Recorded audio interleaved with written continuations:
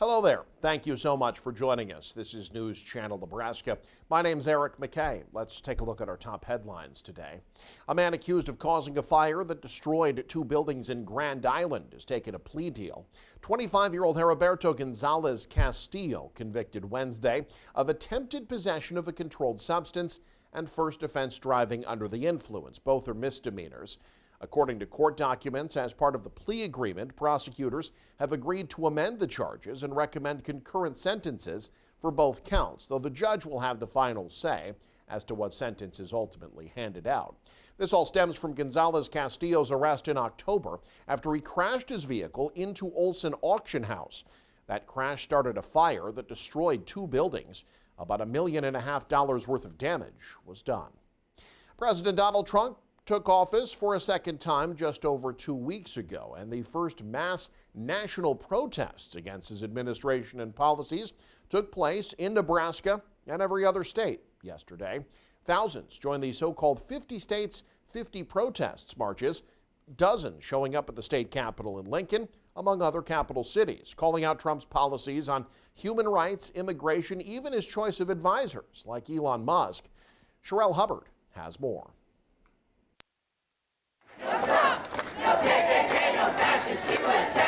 Protesters across the nation took to the streets and to the steps of their state capitals Wednesday.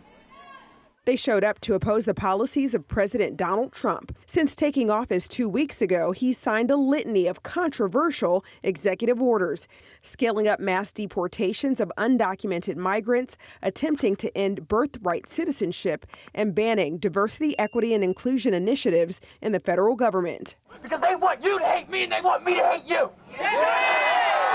I hate my heart. The only thing I hate is fascism. We were protesting Project 2025 as well as the policies that come from that. This week, Tesla and ex-billionaire Elon Musk gained access to federal payment systems in the U.S. Treasury. The White House says Musk is, quote, a special government employee. Elon can't do and won't do anything without our approval. Protesters showed up with signs like Deport Elon and Stop the Oligarchy to express their discontent. The marches were organized by the 50501 movement. The group says its key concerns are the eroding of civil liberties, dividing of communities, and oppressive policies. All of our elected officials in Iowa, I implore you to respect the oath you took to defend our Constitution and go take some action against this administration. I'm Sherelle Hubbard reporting. A growing number of small-town grocery stores are shutting their doors. According to research from the Center for Rural Affairs, Nebraska lost 30% of its independent rural grocery stores between 2016 and 2021. Casey Wannenberg introduces us to a new legislative bill aiming to turn things around and make sure people in rural Nebraska have better access to fresh food. Would you like to round up 31 cents? This isn't your typical grocery store. Would you like the receipt? Yeah. Circle C Market in Cody is a student-run store managed by a nonprofit created through a partnership between the village and the school. We do have quite a few elderly right here in town that depend on the grocery store for their groceries.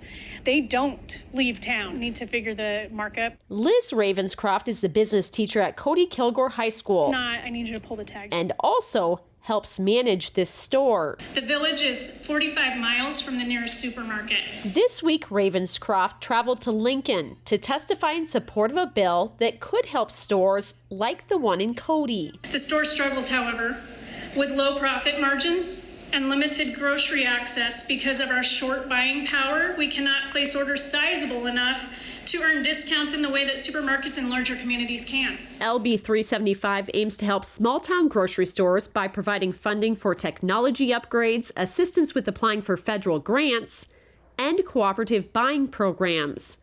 These programs would allow grocery stores to combine wholesale orders with other stores or institutions, such as schools, restaurants, and nursing homes, to meet minimum purchasing requirements. I just know that these small towns out in the sticks sure can use a grocery store. David Barnes is the volunteer general manager of Valley Foods Cooperative in Lynch. It's north of O'Neill, Lynch, 70 miles from the nearest Walmart, 45 miles from the nearest stoplight. The store, located in a village of fewer than 200 people, operates with only 1.5 paid employees. The store is under volunteer day-to-day management and ordering.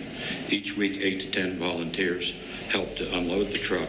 Local grocery stores are important for the health of our local communities. Senator Teresa Eibach, who introduced the bill, says keeping small-town grocery stores open is critical. As more grocery stores close, other businesses are negatively impacted, which then leads to residents leaving those areas. Despite the need, lawmakers questioned the cost of the bill, which has a $2 million per year price tag. I don't think the fiscal notice is very friendly. After the discussion, Senator Eibach agreed to look at revising the cost, which could help stores like this at a lower cost. Have a great day. Casey Wannenberg, News Channel, Nebraska.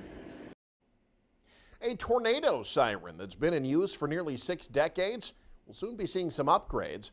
At Wednesday's Gage County board meeting, Gage County Emergency Manager Lisa Wiegand noted that the tornado siren at McCandless Park in Wymore is swaying back and forth.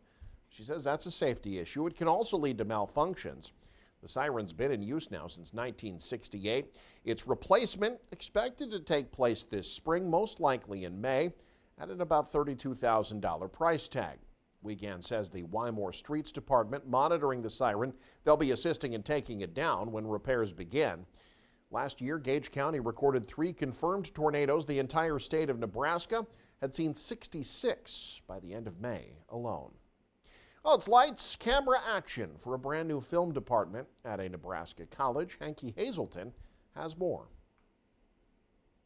1, 2, 3. Yay! This TV studio has essentially been available for people who want to do sports, who want to do news, who want to do film.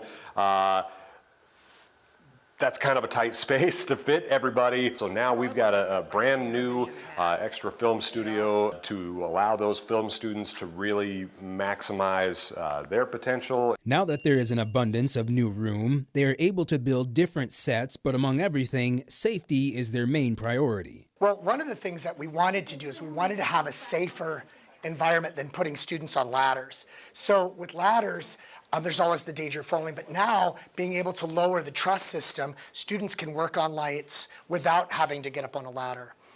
Second, the green screen wall is a different type of green screen wall. We're going to add to this different hash markers, so you can use computer programs like Unreal Engine that will allow us to make artificially generated environments that we can track using that green screen wall. Another unique piece of equipment they added to the studio is sky panels that simulate outdoor environments.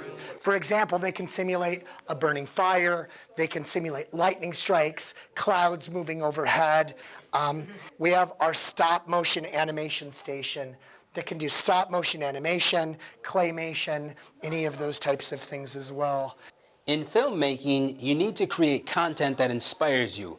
Most people think, I need to go to LA or New York, which isn't always a bad idea, but students who attend here will learn to direct, write, and produce for their future in not only film, but plays, documentaries, and commercials, which Pat said, this new and improved studio will allow students a real opportunity to represent Midwest here. In Norfolk, Hanky Hazelton, News Channel, Nebraska. And finally, long before Cam Jurgens was a dominant Pro Bowl center for the Philadelphia Eagles, he was dominating southeast Nebraska as a member of the Beatrice Orangemen. Ahead of this Sunday's Super Bowl, Jake Bartecki takes us to Gage County to learn more about the Pickrell natives' days in high school.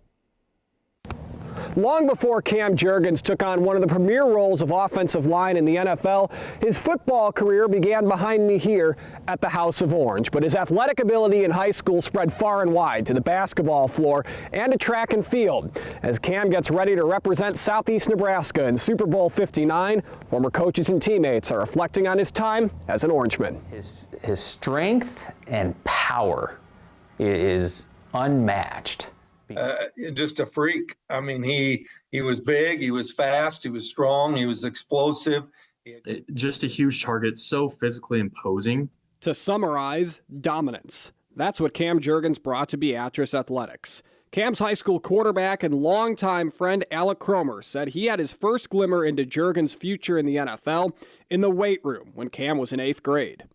Just a scrawny, tall, redheaded looking dude with the buzz cut and everything. And he was just repping out 225 on the squat. And it was just some farm kid strength. I've never seen anything like it. And then he puts 3 plates on as an 8th grader. But Cam Juergens' strength and skill stretched beyond the gridiron or the weight room. Juergens was a 4-time state champion in shot put and a 3-time state champ in discus throw. And on the basketball floor, he gave his junior varsity basketball coach Ben Essam his own oh wow moment. At Norris one night, Dalton Hardy got a breakaway layup, and I saw Dalton glance back, and he threw it off the glass, and Cam just went up and hammered it, dunked it home that night. And that's probably never happened in a JV game in Nebraska State history, a dunk off the basketboard like that. Juergens is in his first season as the Eagles starting center, filling the big shoes of sure-to-be Hall of Famer Jason Kelsey. He's helped the running back Saquon Barkley lead the league in rushing yards, and on January 2nd was named to his first Pro Bowl in his first year as a starting center. While at Beatrice, Juergens shined as a tight end but made the transition to center during college at Nebraska.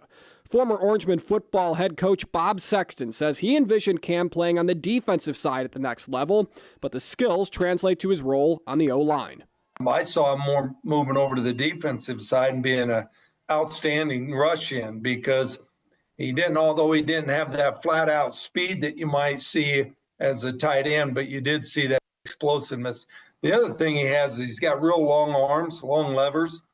He could keep people off of him at the rush in position, and I think that also benefits him on the O-line. Less than 200 call Pickrell, Nebraska home, but Cam Juergens is one. He'll represent all of southeast Nebraska in the Super Bowl, which means the world to the community. It gives everyone a little bit of inspiration and hope that, you know what, it doesn't matter where you're from. You can do special things. You know, he's a role model to so many kids around.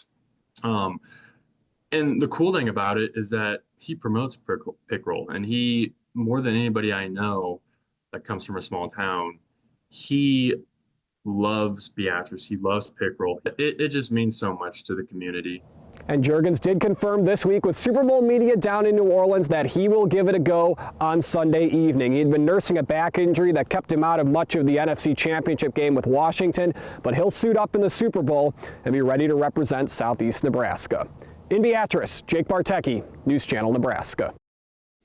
And you can stay up to date with the very latest by following us online. Head to newschannelnebraska.com and click on the News tab. There you can also follow us on X, like us on Facebook and Instagram as well. Thanks for joining us. Have a great day. This is News Channel Nebraska.